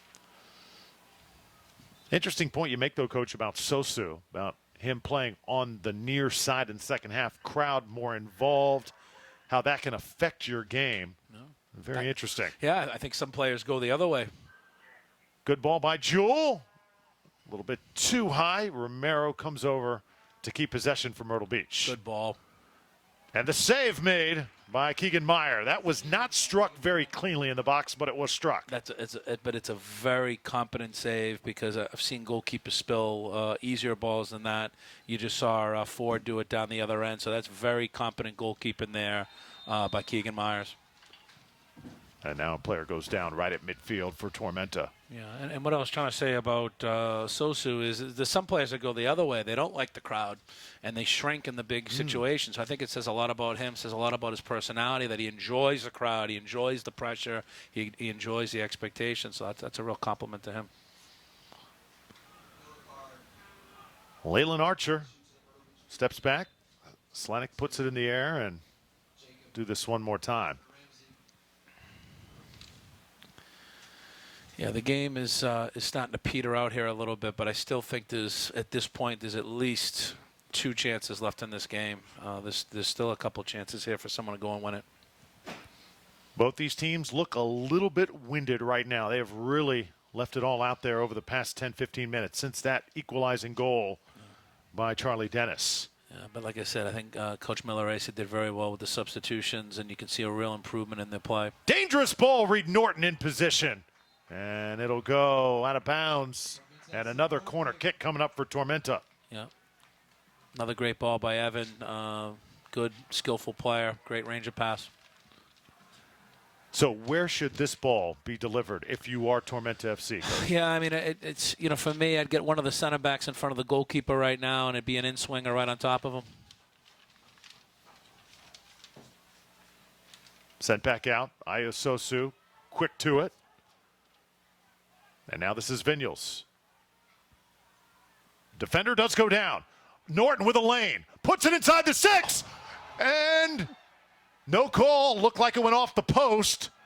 Some thought it went in, but was not the case. Tormenta with a straight-on shot this time. And how is that not a 2-1 game? Wow. Has to be a goal. Has to be a goal. Those are 2 unbelievable chances. And, again, talking about leaning back earlier, you're leaning back and that ball's going up, and that almost took the crossbar down. He hit it so hard, but that was the chance right there. There might be another one, but I tell you, you're not going to get a better look than that. That should be in the back of the net. Both teams have created chances. Both teams have been active and honest. And again, if you're a neutral and you're watching this, you certainly enjoy the energy of the game. Well, you saw a defender go down for Myrtle Beach. Reed Norton then had an open lane, and Tormenta just generating all sorts of problems here in the final minutes for Myrtle Beach. Yeah, and I think, there's a mentality being the road team as well. I think with everything that the Mutiny had in the first half, I think they'd be very happy to get out of here right now, 1-1, and Tormenta's looking for more.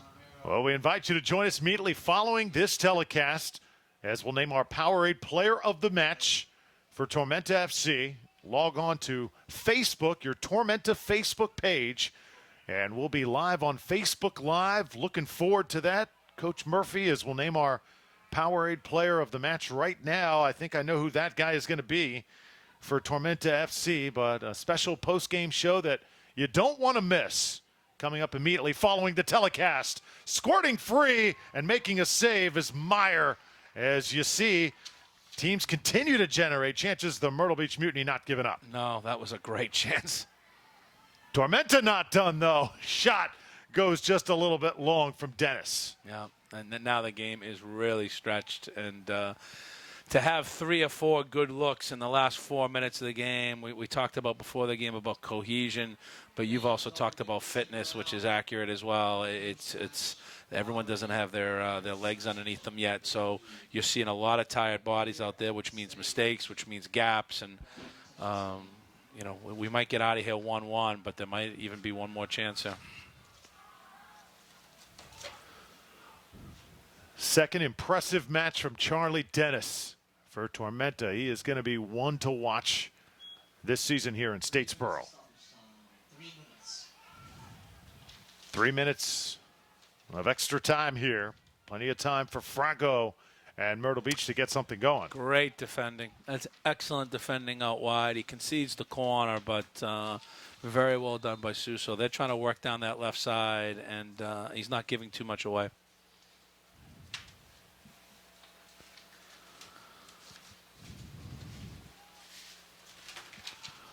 So corner kick coming up for the Mutiny. Trying to steal one here in the late minutes. Axel Jewell has the only goal tonight in the 16th minute. Here he is on the corner. Ball delivered just a little bit far. Uzo is in the vicinity. Tormenta, they have marked him pretty well tonight, but he did have some chances that he is going to go back and look at and really, really kick himself. Yeah, it's hard, and if it was easy to score goals, every game would be 5-4, so it's difficult to score goals, and I think both teams will look and say, geez, we created some great chances tonight, and certainly a lot more positives than negatives for both teams.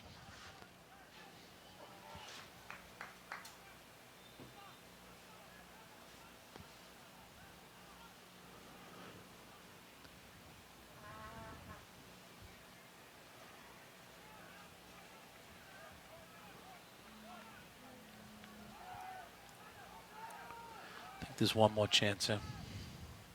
Can Tormenta generate one more shot on goal? Sosu gave it away that time. And be careful if you're Tormenta, because Myrtle Beach can counter. Offside's called, though, on Uzo. Proper call that time? Yes, absolutely. And I thought Justin Little did well there because he could have bit and could have run with the player, and he stopped, and that put Uzo off.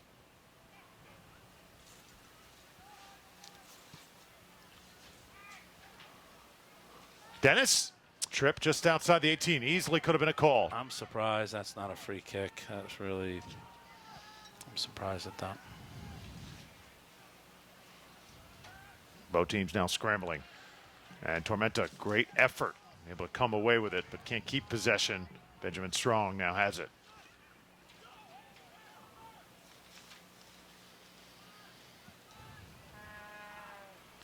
Yeah, from a purist point of view, you have to enjoy the way the Mutiny play. I think that they have very technical players, a lot of build-up play, very impressive in how they connect and how they work collectively. Tormenta, a little bit more direct in their energy and their attitude, but definitely a team that's going to give people a lot of problems. Now Tormenta working from the far right. And Tormenta will not be able to get the win here tonight, but they do get a 1-1 tie, trailing for most of the match. They find a way to equalize with Charlie Dennis in the 72nd minute. Still a bit bittersweet, though. Home opener, you want to get a win. But Myrtle Beach, a very, very good team. As we wrap things up here, Coach, what are the biggest things that stood out tonight for you? Yeah, I think for a first game, for a franchise at the PDL level, Myrtle Beach are definitely a capable team. I think you can see the potential in the Tormenta team. As you alluded to, there's a couple players that are away, players coming back from injuries. I think when they have the full selection of players, you're going to see a much more balanced effort. But as I said earlier, I think Coach Millerese earned his money at halftime, made a couple of good adjustments. You could see a different Tormenta team in the second half where I really felt Myrtle Beach was threatening to run away with it. Second half, I thought Tormenta were the better team. Did well to equalize. Probably could have scored, but again, I think Myrtle Beach could have nicked one as well. So from a neutral standpoint, 1-1 game, I thought there were chances. It was exciting, and both teams played like it was a rivalry game. I think that's going to be an exciting game going forward. That's right. Well, again, we'll see these two teams locking up again in mid-June. For now, a 1-1 draw, Tormenta and Myrtle Beach. All right, we invite you to join us immediately following this telecast on Facebook Live on the Tormenta Facebook page for our Powerade Player of the Match. We'll also have more interviews from team members and Coach Milleracey as well. For now, for John Murphy, the head coach at Georgia Southern, I'm Drew Felios. Great job by our crew tonight. And until next time, so long from Statesboro, Georgia.